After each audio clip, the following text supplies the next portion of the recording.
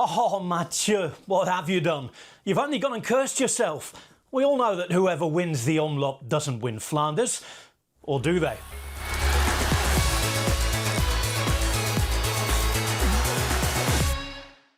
The cobbles and their conquerors are here. Classic season's underway, and the best cobbled classics rider of his generation decided to race opening weekend for the first time in his career. Yes, Mathieu van der Poel took on Omloop Nieuwsblad.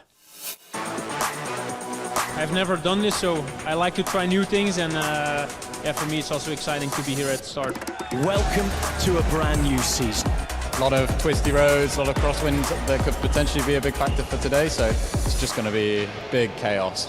It's the arrival of the Flemish Spring, the curtain-raising openings weekend, the 81st edition of Omloop Nieuwsblad. Ooh, crash in the middle of the peloton. Oh, 20 riders down.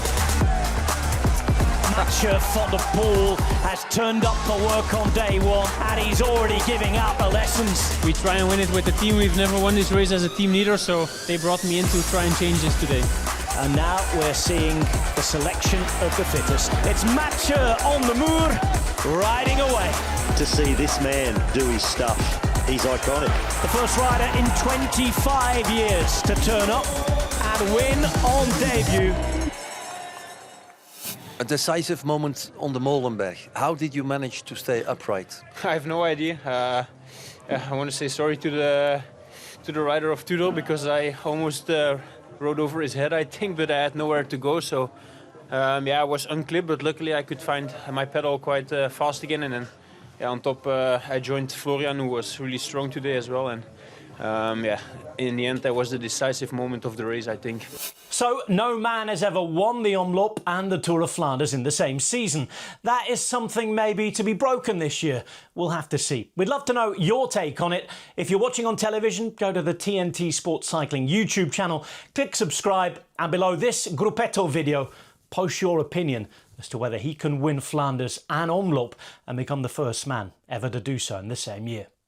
Now, Demi Vollering had already raced in Spain, but this was her first big test of 2026. Like MVDP, she began the weekend with an Omloop-shaped gap in her palmarès.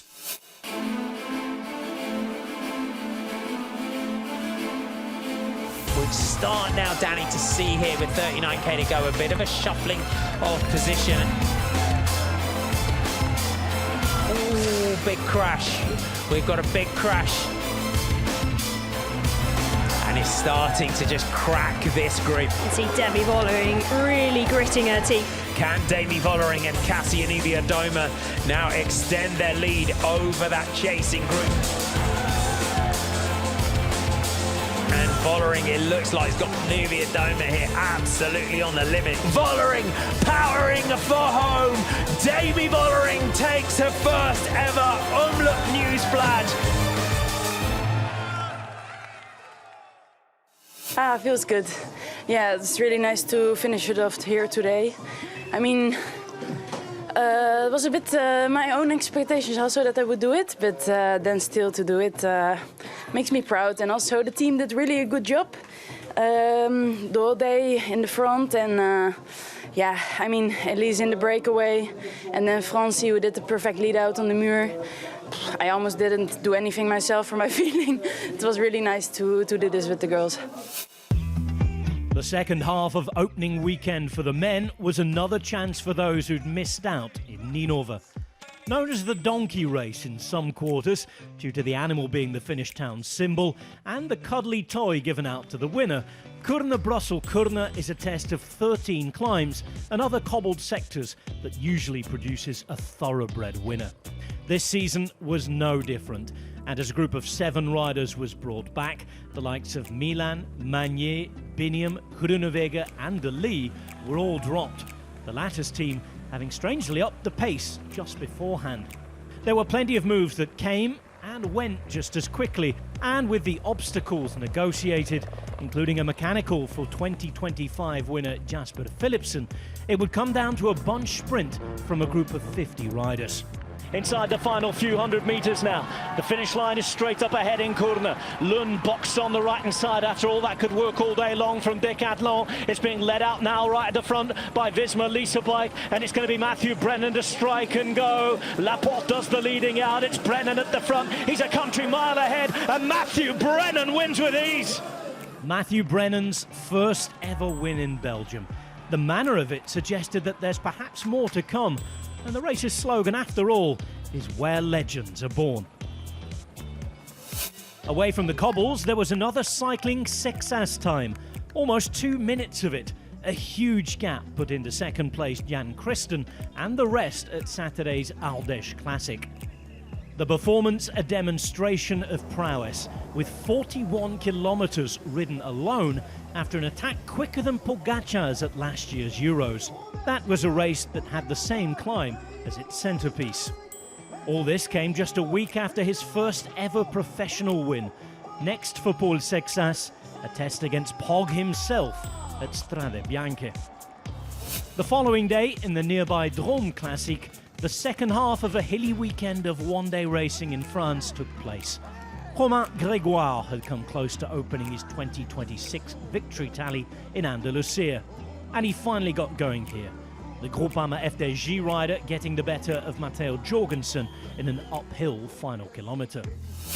Away from one-day racing, the first Italian stage race of the season was the Giro di Sardegna, and there will be an Italian first-time winner on the opening day. Niccolò Garibbo is a 26-year-old rider from Imperia on the road to Sanremo. Whilst his Japanese Ukkyo team might not qualify as a possible candidate to race the Classicissima in a few weeks given their third division status, they had a huge moment here. In celebration, Garibbo also showered a devil. Yes, you heard. Claudio Chiappucci might want to take a poncho to the podium next time. Davide Donati registered a first success of the year for Red Bull Bora Hansgrohe rookies, that in a sprint on stage 2. Another fast finish, this time on the streets of Tortoli, was won by Dusan Rajovic, before Filippo Zana took the peloton on to take the leader's jersey in Nuoro on day 4. Zana's fourth career stage race triumph was confirmed on the final day, as Donati again won in a sprint finish in Olbia. So that was how the results came about this week. But what does a day at the Classics look like? Time to go behind the scenes with our man, Anders Mielke. Goedemorgen and welcome to the Omloop Nieuwsblad. The Classics kick off today. This is Bob van Veen, my cameraman. So we arrived to the mix zone where we're gonna do interviews right here. This is what DS do before the start. Bernie Eisel, your first Classics with Lidl Trek? I still have no idea how the car's working. I'm working on it. Excited for today? I'm really excited, sir. Have you seen who we have in the mix zone? Danish Dynamite from Decathlon. Who was your favorite for today? Myself. Good answer. What was your favorite part of Down Under? It was winning. I'd say winning felt pretty good. Or maybe listening back on your commentating was also okay. I'm happy to hear the 10 villains. Interviewed by Yves van den Bos, his press officer. What a handsome guy. Riders are lined up ready for the start of Omloop Nieuwsblad and the trip van der Poel. En dan hebben we nog één zakkoud plekje op de eerste stand. Watch out. Dat gaan we geweten hebben. Hij is recent voor het startschot. Alison Jackson, ça va? Ça va bien. How is your French? Je fais semblant parler le français, which means I pretend to speak French. What are you most excited for today? Well, actually, I have my parents here watching, and they've never been to Belgium, never been to a big bike race. So I'm just excited for them to, see what all the hype is about. Demi Vollering, a European champion, one of the favorites. No, yes, the start of course in Valencia, but still, it is the real start. You just said that this is the real start for Favorite. I would like to win this race, and I also know it needs to be the situation, like a good race situation to win here for me. So we will see. We're finally back in the car on our way to finish line in Ninove. Maybe you can sense that we are approaching the finish. The race is on. We're following it, of course, on Eurosport, TNT, Discovery Plus, and HBO Max. It's Mathieu on the Moor, riding away.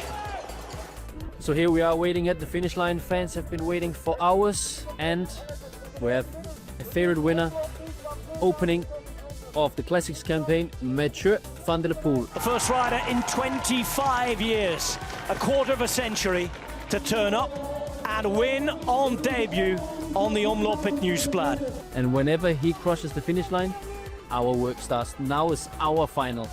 Trying to get one rider. I'm not allowed to speak with Mathieu, or neither the second or the third rider. So we try to grab a teammate of Mathieu van der Poel, or one of the riders coming in the peloton now sprinting for fourth. Let's go.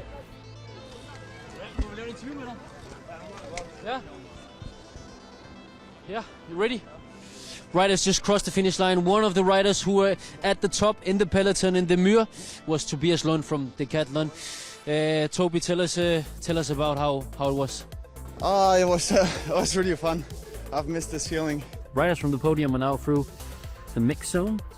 And here we're Florian Vermeer speaking to Martina. And Joep van den Bos is watching the women's race, because we are waiting for the women's to arrive in 15 kilometers. So a lot of things happening at the moment. Will it be Demi Vollering or Kasia Niewiadoma? That's the question. What's she doing? I'm asking one who was on the podium once. And Omloop. You would say Vollering. Vollering. Demi Vollering takes her first ever Omloop Nieuwsblad. Double Dutch day. It's a day for the Dutchies. It's a wrap, guys.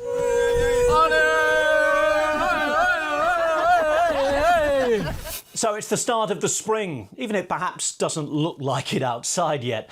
Things move quickly though now, and in Italy on Saturday we'll see the first start of the season for a man who's about to have a Strade Bianche sector named in his honour. Here's Matt Stevens with more. Coming up on Saturday is one of my favourite races in the world, Strade Bianche, now in its 20th edition. It is everything beautiful about cycling. The rolling roads of Tuscany, the iconic landscape, and of course, the white roads, the gravel, the Sterrato. This is a race like no other, and many riders, many commentators think that this race should be a monument. Now, a few years ago, back in 2022, Tadej Pogačar took his first win in this beautiful race. And the organisers a few years beforehand, had said that if any rider were to win Strade Bianche on 3 occasions, then they get a sector of gravel of Sterrato named after them. The first rider to do that in 2008, 2012 and 2016 was none other than Spartacus himself, Fabian Cancellara. And he has got a sector named after him now, immortalised in stone at the side of the road, and there it is, the Monte Santa Maria. It is absolutely beautiful. I think he's got one for his house as well. Now, after his victory in 2025, it meant that Mr. Tadej Pogačar could have one of these as well. There he is in 2024, resplendent in the Slovenian champion's jersey, lifting his bike aloft. Just look at the dust all over. It is an amazing race, one of the most beautiful races in the world. Then again, in 2025, this time clad in the rainbow bands, battle-scarred, bruised, bloodied, but unbowed and smiling, he took his third win, meaning he can also have a sector of Sterrato named after him as well, and that is the Colle Pinzuto, immortalised in stone for an almost immortal rider. Yes, Pog's back, and so is Jonas Vingegaard, but not yet at the same race. The Dane has added Paris-Nice to his programme following the injury and later illness that would keep him out of the UAE Tour. We spoke to his sports director Grischa Niermann about how the season was shaping up. Of course, with Simon's retirement, the plans have changed a lot because, that was something unexpected. We have to make new plans because we will certainly miss him this year in the races. We cannot replace Simon in the Tour de France, and we also could not replace him in another Grand Tour because we don't have another rider of that level that we have extra and we can just one-on-one replace. We just have to look at the whole picture, and we have to make new plans, and we will see what is the best replacement, but not of Simon, but in the whole picture when we think about our tactics, how we approach the Tour de France, for example, without Simon. Jonas had, I think, 6 years or 5 years in a row where he always prepared for the Tour de France in the same way. Of course, in 2024, due to his crash, it was a little bit different, but in the end, it was still the same altitude, same races before, and yeah, we believe that doing something different will give him a really new motivation. The Tour de France is the biggest race in the world. We absolutely want to win, but it's also a wish to win the Giros, Jonas, and we believe that he is capable of combining that. It's a different preparation. We thought it through. There are no guarantees, but Jonas did already, I think, twice. He did the Vuelta after the Tour, and he was always in good shape in the Vuelta. So we certainly think he's capable of doing 2 Grand Tours after each other. Paris-Nice begins on Sunday on TNT Sports and Discovery Plus. I'll be in the commentary box and I'll be joined by the 7-time record winner, Monsieur Paris-Nice. Yes, Sean the King Kelly. Before that, however, it's one of the modern classics, and Strade Bianche has a stellar start list. Plenty of scenery too that's even more spectacular. The Breakaway crew will introduce coverage of the races on Saturday. That's on TNT Sports 3 and Discovery Plus. And we'll be back here with the story of the race to Siena next week. Until then, it's goodbye.